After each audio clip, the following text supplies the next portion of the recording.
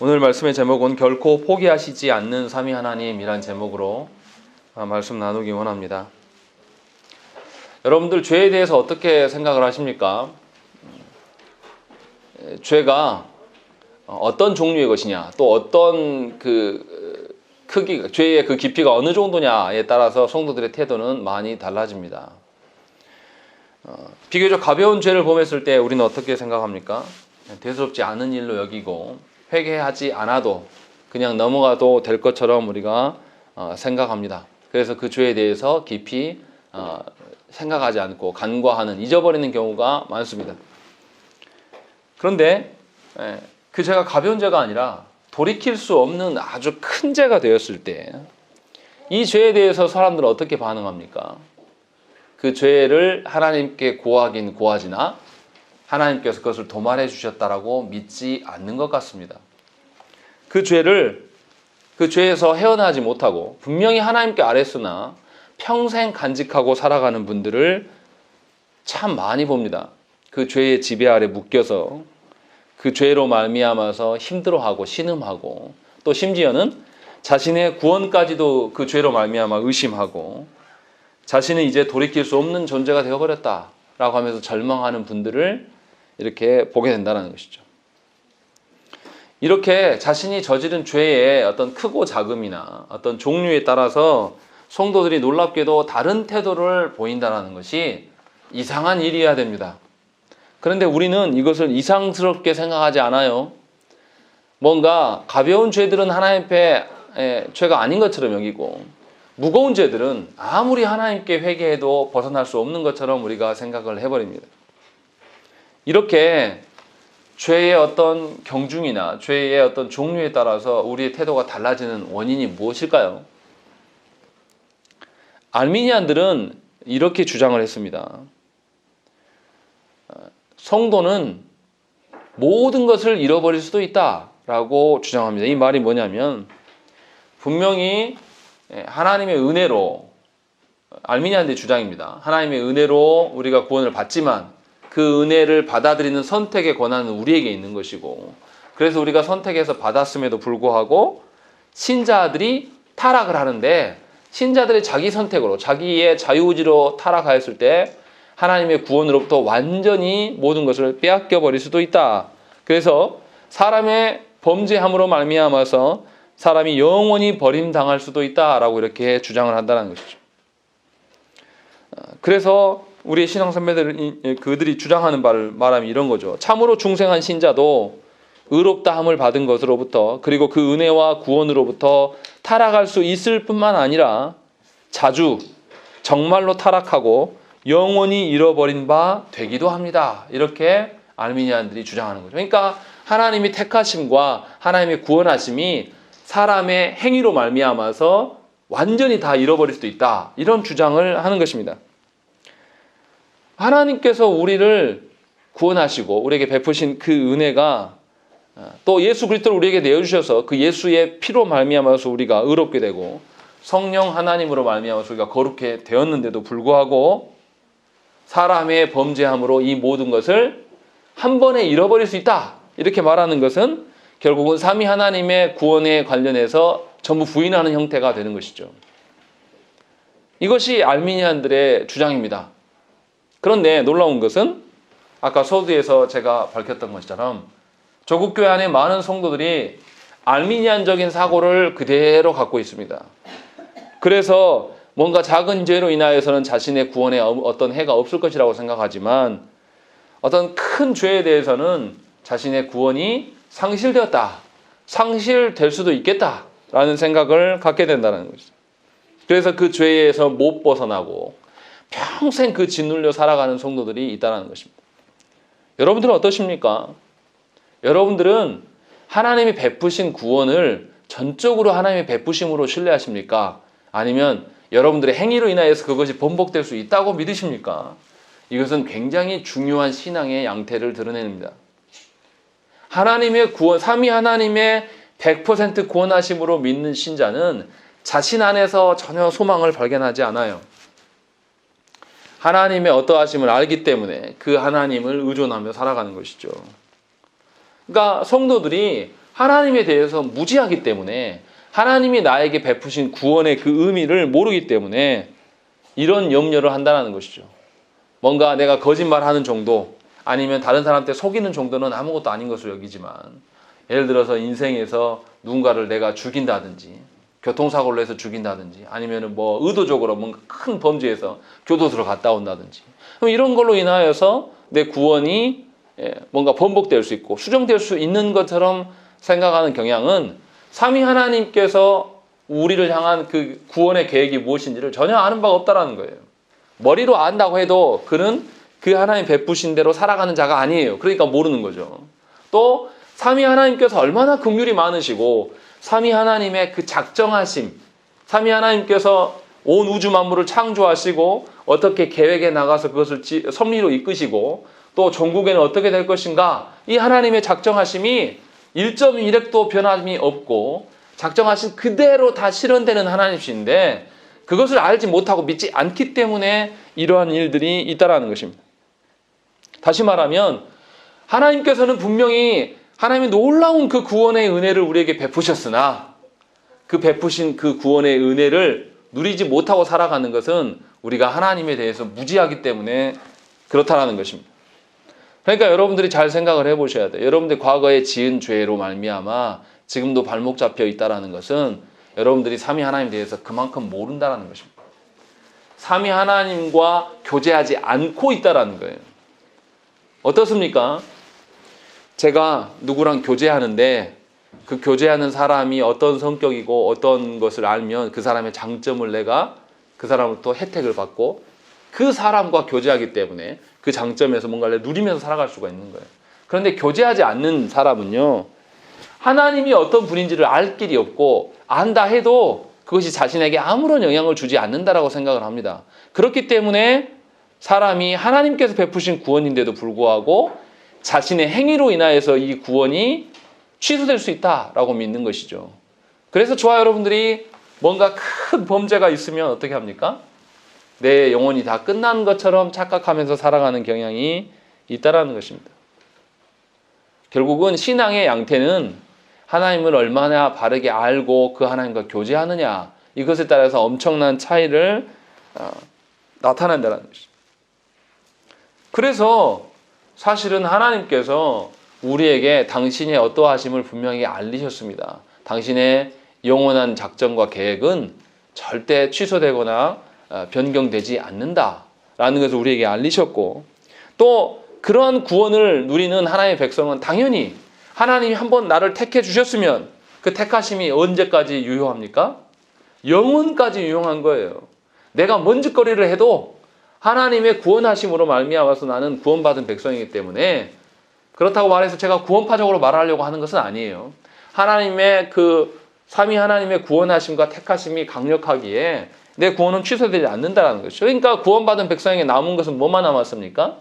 하나님을 기뻐하고 하나님이 베푸신 구원을 만끽하면서 온전히 하나님의 영광만을 위하여서 살도록 하나님께서 우리에게 구원을 베푸셨다는 거죠. 그래서 소요리문답 1문이 사람의 제일 된 목적이 뭐냐? 온전히 삼위 하나님의 영광만을 위하여서 삼위 하나님만으로 기뻐하는 것이다 라고 말한다는 거죠. 이것은 이기적인 하나님이 아니에요. 그것을 말할 수 있는 전제가 뭐냐면 하나님의 구원의 성격이 어떻고 하나님이 어떤 분이신가가 이미 전제되어 있는 것이죠. 출애굽기 34장 6절 말씀에도 뭐라고 되어 있냐면 여호와께서 그의 앞으로 지나시며 선포하시되 여호와라 여호와라 자비롭고 은혜롭고 노하기를 더디하시고 인자와 진실이 많은 하나님이라 라고 이렇게 고백합니다. 이거 언제 고백하신 것인지 아십니까? 이스라엘 백성이 하나님께서 이스라엘 백성들에게 언약을 주시기 위해서 모세를 시내산으로 부르셨어요. 그 사이에 이스라엘이 뭐합니까? 금송아지를 만들고 그곳에 절하고 그 금송아지를 경배하고 있는 그 사건 직후에 이 말씀을 하시는 거예요. 이스라엘이 그렇게 하나님을 버리고 분명히 하나님을 배반하여서 금송아지를 섬겼음에도 불구하고 하나님께서는 그러한 상황에서도 뭐라고 하시냐면 나는 자비롭고 은혜롭고 노하기를 더디하시고 인자와 진실이 많은 하나님이다 라고 말씀하신다는 것이죠. 다시 말하면 이스라엘 백성들의 그 행위로 말미암아 그들을 버리심이 아니요, 하나님이 그러한 분이시기 때문에 그 타락한 이스라엘을 다시금 회개케 하시고 회복케 하셔서 언약을 새롭게 하실 하나님임을 분명히 성경은 밝히고 있다는 것입니다. 오늘 우리가 읽었던 시편 51편의 말씀도 똑같습니다. 시편 51편 말씀 그 표제를 보면 뭐라고 되어 있습니까? 다윗이 밧세바와 동침한 후 선지자 나단이 그에게 왔을 때라고 표제가 적혀 있는 것이죠. 다시 말하면 다윗이 분명하게 간음하였습니다. 간음한 것만 끝난 게 아니라 그 간음한 상대 배우자인 우리아를 죽이기까지 했습니다. 그런데 하나님께서는 그를 죽이지 않으셔요. 그리고 그를 버리지 않으셨습니다. 순전히 하나님의 자비하심과 인자하심에 기인하는 것이라는 거죠. 그러니까 다윗의 어떠함이 아니라 하나님이 그러한 분이시기 때문에 그를 버리지 않으신 거예요. 그러니까 하나님께서 우리를 선택하시고 선택하신 목적대로 우리를 계속 이끌어 가시는 분이시지 우리가 뭘 어떻게 했다고 해서 그것이 달라지는 것이 아니라는 것이죠. 그러니까 하나님께서 우리를 구원하기로 작정하셨으면 그 구원은 반드시 실현되고 영원히 유효하다는 것입니다. 이를 뒤집어서 말하면 어떤 것이냐면 신자가 잠깐 타락할 수는 있어요. 그런데 그 잠깐의 타락으로 하나님의 영원한 계획이 취소될 수 없다는 것이죠. 다시 말하면 신자가 타락하는 건 어디까지만 타락하는 것이죠? 구원을 취소할 수 있을 만큼 타락이 아니에요. 여기서 말하는 신자는 아무나 다 신자 말하는 게 아니라 하나님이 택한 참 신자를 말하는 것이죠. 그래서 이 모든 것이 하나님의 긍휼로 인함이고 하나님의 베푸신 작정 속에서 살아가는 것이기 때문에 하나님은 신자의 타락을 구원이 취소될 정도로 타락하게끔 내버려 두시지 않는 하나님이심을 우리가 알아야 된다는 것이죠. 그런데도 놀랍게 많은 성도들이 어떻습니까? 늘 하나님이 계시는지 안 계시는지 의심합니다. 어떤 상황에서요?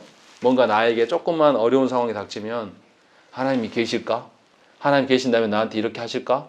왜 그렇게 생각합니까? 보여주는 이 땅이 자신의 인생의 전부라고 보기 때문에 그렇게 판단하는 거예요.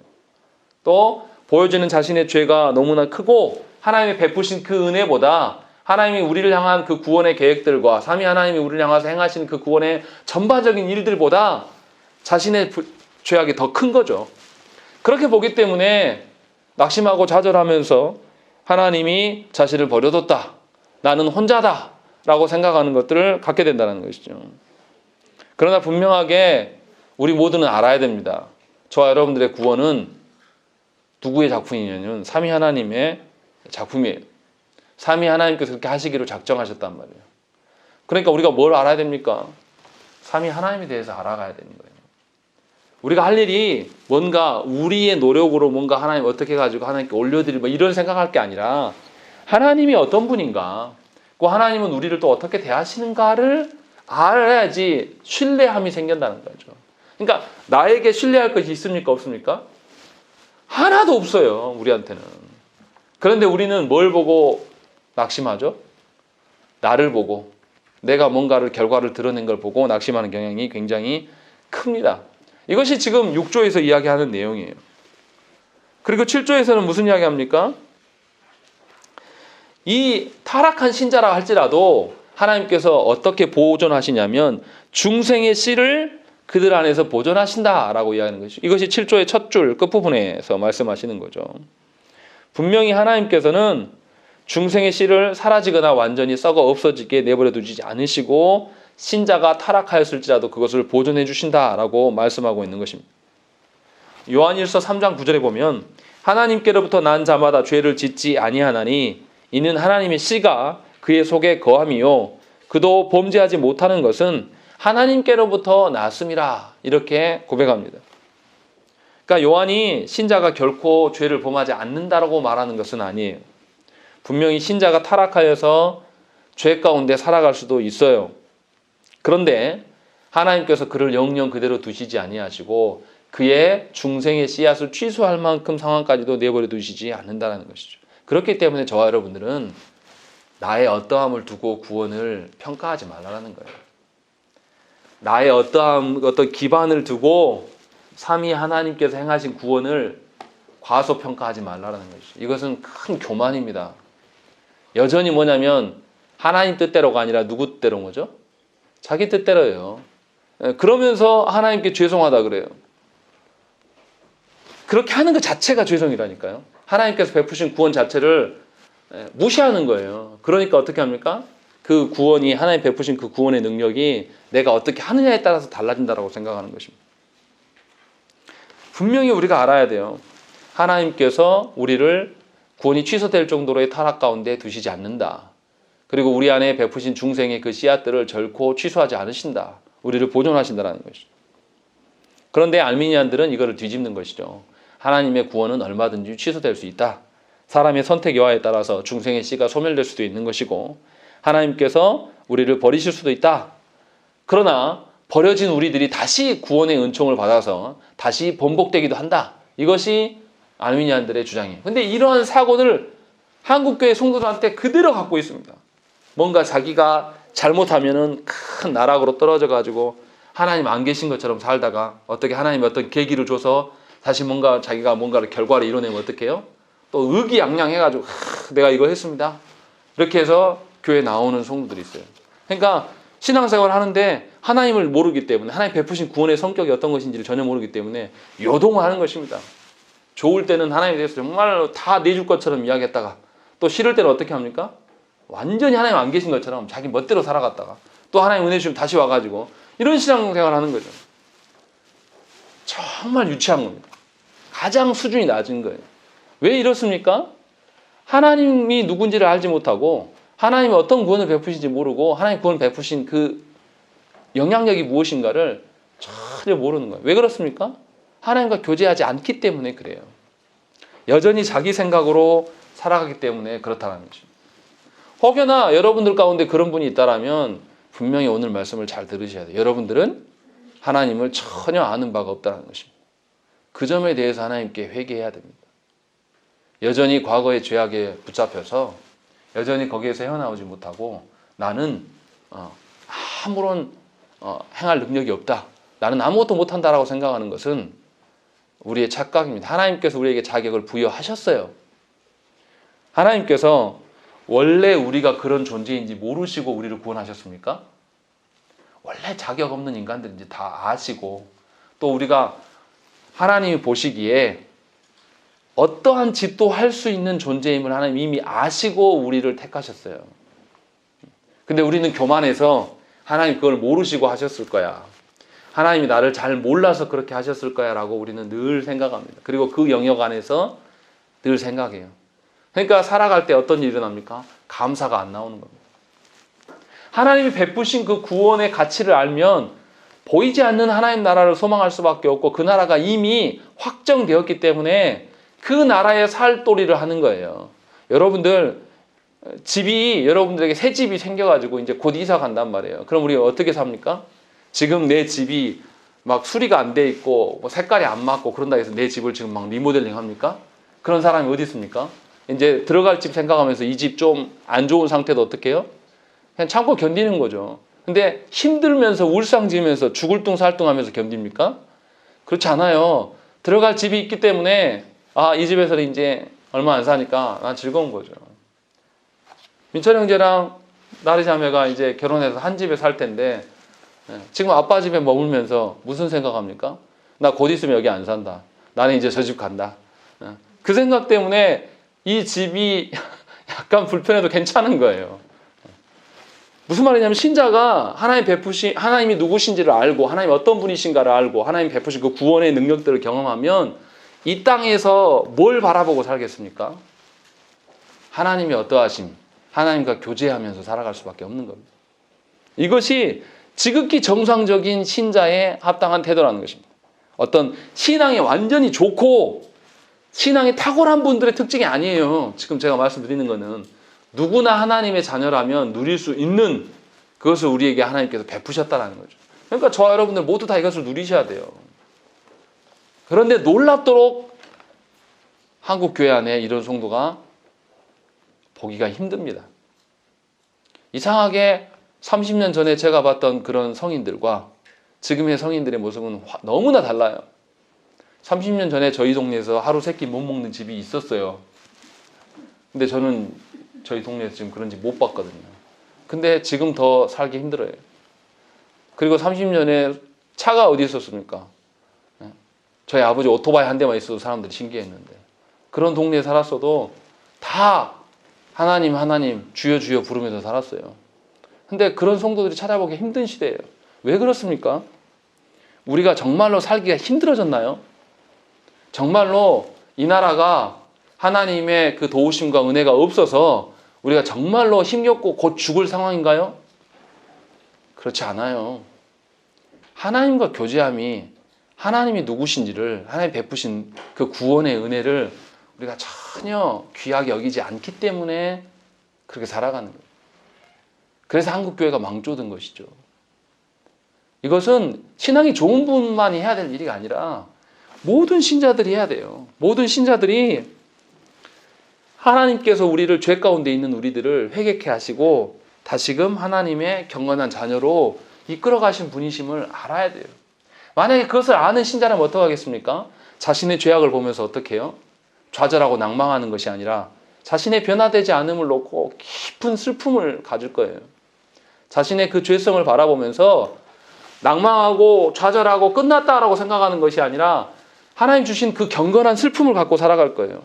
자기의 죄악에, 자기의 변화되지 않음, 이것이 도리어 하나님의 뜻과 맞지 않는 것이고 하나님께 큰 상처를 줄 수 있구나라는 것을 생각하면서 그 경건한 슬픔을 가지고 진심으로 슬퍼하면서 살아갈 것입니다.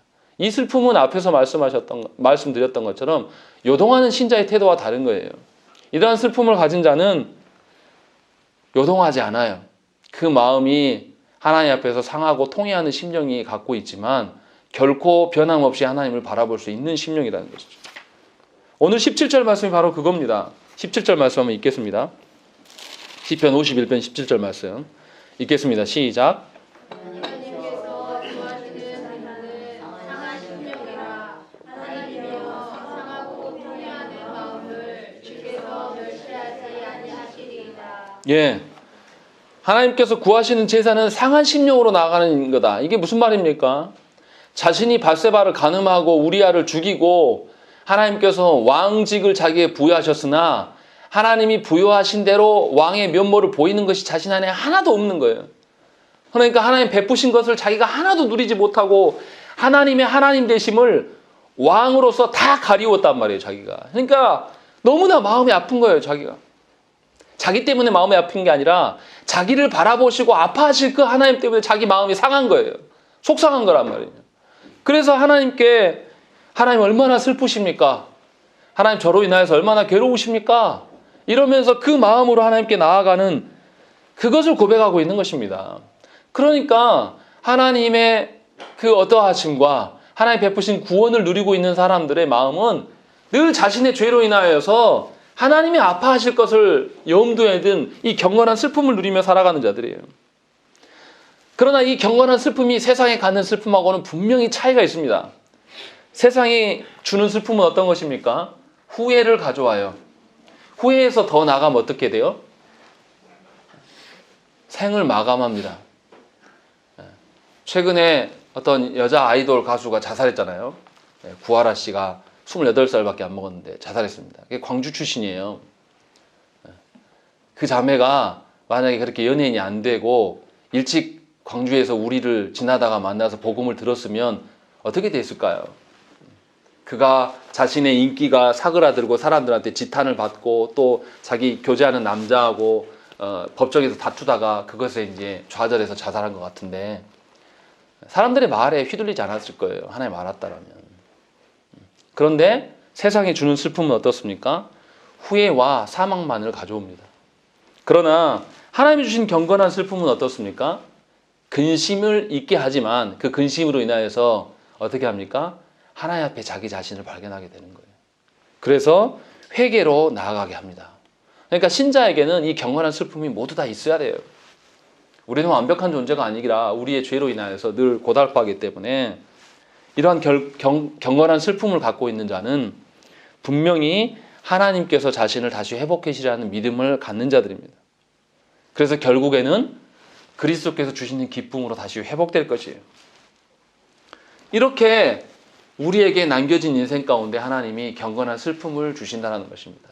이 경건한 슬픔으로 인해서 우리는 늘 다시 갱신되어지고 남은 여생 동안 하나님 나라를 소망할 수 있게끔 눈을 뜨게 하신다는 것이죠. 그러니까 경건의 슬픔의 종국에는 뭐가 있겠습니까? 늘 슬퍼함만 있는 것이 아니에요. 뭐가 있겠어요? 하나님의 은혜를 찬양하고 하나님이 주신 것이 진실로 최고의 것입니다 라는 것들을 고백할 수밖에 없는 거예요. 나의 죄악이 드러나고 나의 죄악이 또다시 번복되어짐으로 말미암아서 하나님께 상한 마음이고 하나님께 죄송한 마음이 들지만, 그러면서 내 인간적인 나의 모습을 보면서 한심이 나올 수도 있으나 하나님이 베푸시는 이 경건한 슬픔으로 인하여서 하나님께서 주신 것이 진정한 최고의 가치고 영원한 것임을 인정하게 된다는 거예요. 그것이 여러분들한테 있는 것이 가장 큰 하나님의 은혜예요. 지금 당장 내가 사람들한테 좀 괜찮은 사람이고 지금 당장 내가 사람들한테 내 인생 가운데 뭔가 내놓을 만한 뭔가를 만들어냈고 이런 것이 중요한 것이 아니라 오히려 그거로 인하여서 내가 이루는 업적과 내가 쌓아놓은 어떤 그런 나의 그런 재산으로 인하여서 하나님께서 주시는 것들을 못 느끼는 것이 더 심각한 거예요. 그러니까 여러분들 지금 처해 있는 환경이 고난이 많고 이 땅에서 살아가기에 너무나 퍽퍽한 삶이 있다 할지라도 하나님께서 그를 통하여서 여러분에게 경건한 슬픔을 주시고 있는지를 여러분들이 점검하셔야 돼요. 하나님께 물으셔야 한다는 거죠. 단지 그냥 세상적인 그 슬픔과 고통 중에만 있는 것인지 아니면 하나님께서 주시는 것인지를 우리가 한번 살피셔야 돼요. 그리고 하나님께서 주시는 이 경건한 슬픔임을 확인하면 어떻습니까? 우리 안에 소망이 생겨나는 거예요. 나는 다시 회복될 수 있는 존재고 하나님께서 나를 그렇게 하시기로 작정하셨다는 거죠. 그러니까 하나님께서 나를 영원히 내버려 두시도록 범죄하게끔 결코 두시지 않는다는 것이죠. 분명히 하나님은 나를 회복시키시고 내 안에 하나님의 그 아름다운 지식들로 충만케 하실 날이 있다는 것이죠. 그러니까 그런 사람이 어떻게 해요? 바울이 말한 것처럼 내 뜻대로가 아니라 하나님의 뜻대로 살려고 하니까 어떻게 해요? 경건한 슬픔을 가진 자가 그냥 마냥 내 뜻대로 하는 게 아니라 두렵고 떨림으로 남은 여생에 하나님께서 베푸신 구원을 이루기 위해서 살아간다는 거죠. 이것이 저와 여러분들의 삶 가운데 있어줘야 되는 거예요. 그것이 당연한 것이에요. 이것이 신자가 누리는 특권이라는 것입니다. 그래서 삼위 하나님께서 베푸신 그 구원의 사역들이 결코 취소되지 않는다는 것이죠. 그것이 8조에서 이야기하는 내용이에요. 8조에서 무슨 이야기합니까? 성부의 일하심, 성자 예수 그리스도의 일하심, 또 성령 하나님의 일하심을 하나하나 다 항목별로 설명하고 있습니다. 그래서 밑에서 세 번째 줄, 하나님의 경영은 변할 수가 없고 하나님의 약속은 실패할 수가 없으며 하나님의 부르심은 절대로 철회되지 않는다라는 그런 신앙 고백이 있는 것이고, 또 성자 예수 그리스도의 사역으로서 인해서 신자가 타락 가운데도 보존되어지는 것이고, 또 그리스도의 공로와 중보와 보존하심이 결코 무효화되지 않는다라는 고백을 할 수가 있는 것입니다. 그리고 마지막으로 성령의 사역을 이야기하면서 성령의 그 인치심, 성령으로 말미암아서 우리가 하나님의 약속이 우리에게 참으로 적용된 이런 것들이 결코 헛되거나 파기되지 않는다라는 고백을 할 수가 있게 된다는 것이죠. 그러니까 삼위 하나님께서 우리에게 베푸신 사역의 가치와 의미를 확실히 알게 되고 그것을 신뢰하게 되는 것입니다. 그러면 그 신자는 어떻게 하겠습니까? 삼위 하나님 알기를 더 소망해요. 왜냐하면 그것이 우리의 신뢰의 기반이니까. 그리고 그 삼위 하나님과 교제하는 것이 나의 가장 큰 위로예요. 나를 둘러싸고 있는 사람들이 나를 괴롭게 하고 어떤 또 내 욕망들이 채워지지 않아서 괴로운 이런 게 아니, 그런 것들로 인해서 고달파하는 게 아니라 삼위 하나님과의 교제와 삼위 하나님께서 나에게 베푸신 그 사역의 놀라움으로 인하여서 충만한 삶을 산다는 것이죠. 그것이 신자가 갖는 가장 큰 확신이에요. 이것이 구원의 확신인 것이지 우리가 무엇을 체험하고 심미적으로 뭔가 꿈에서 뭔가를 보고 아니면 뭔가 기도응답 받아서 하는 그런 구원의 확신은 거짓된 것입니다. 사탄도 얼마든지 만들어서 우리에게 환상을 볼 수 있게 하고 또 기도를 통하여서 응답처럼 느껴지게 우리를 착각하게 만들기도 하고 남음이 있어요. 그러나 삼위 하나님께서 베푸신 이 사역으로 인한 확신은 삼위 하나님 외에는 하실 수가 없어요. 그러니까 저와 여러분들이 삼위 하나님을 알아가는 지식이 너무 필요한 거예요. 그것이 너무나 당연한 거예요. 왜 목회를 이렇게 어렵게 하고 왜 말씀을 이렇게 막 하냐 이렇게 물어보실지 모르겠어요. 그러나 그거 외에는 우리가 누릴 수 있는 게 없어요, 사실은. 안타까운 건 뭐냐면 저도 아직 그런 존재가 아니지만 지금 우리 신앙 선배들이 이렇게 해놓은 고백들이 어떤 탁월한 신자가 누리는 것이 아니라 신자라면 누구나 누려야 될 것인데 우리의 현실에서는 그렇지 못하다는 것입니다. 그러니까 우리가 얼마나 한심한 존재입니까? 그런데 놀라운 것은 그렇게 우리 한심한 존재에게 어떻게 합니까? 하나님의 구원을 이미 베풀고 계신다. 그러니까 말씀대로인 거죠. 우리의 수준은 정말 전라도 말로 짜잔한데 하나님의 구원은 어떻게 해요? 우리가 감당하지 못할 정도의 구원을 하나님 베풀고 계신다는 거죠. 그러니까 저와 여러분들이 우리 안에 깊은 타락과 범죄함에 집중하지 마세요. 거기에 함몰되지 마세요. 거기서 나오세요. 하나님이 우리 그런 존재인지 이미 알고 우리를 구원하셨고 앞으로 또 범죄를 그런 실수를 할 거라는 거 하나님이 모르시고 우리를 택하신 것이 아니에요. 다 아시고 우리를 보존하시기로 우리에게 약속하셨다는 거죠. 그러니까 우리의 안전과 우리의 어떤 평안함의 근거는 삼위 하나님께 있는 것입니다. 세상에서 찾을 수가 없어요. 그래서 하나님만을 의존하자라고 말씀드리는 것입니다. 그래서 저와 여러분들이 오늘 우리 신앙의 선배들이 신앙 고백서를 만들면서 고백했던 것이 여러분들의 고백이 되어야 됩니다. 기계적인 교리가 아니라 내 삶이 하나도 달라진 것이 없어요. 내 삶이 여전히 힘들고 괴롭고 고단해요. 그런데도 이해할 수 없을 정도로 평안함이 있고 이해할 수 없을 정도로 하나님 주신 소망으로 내 마음이 부풀어 오르는 것, 이것이 가장 놀라운 하나님의 은혜입니다. 이미 여러분들 가운데 이것을 누리고 살고 계신다는 것이죠. 그러니까 절망하지 마십시오. 지금 우리의 여건과 상황으로 인하여서 절대 절망하지 마세요. 하나님이 우리를 영원한 그 나라에게 이룰 수 있도록 이미 소망을 베풀기 시작하셨어요.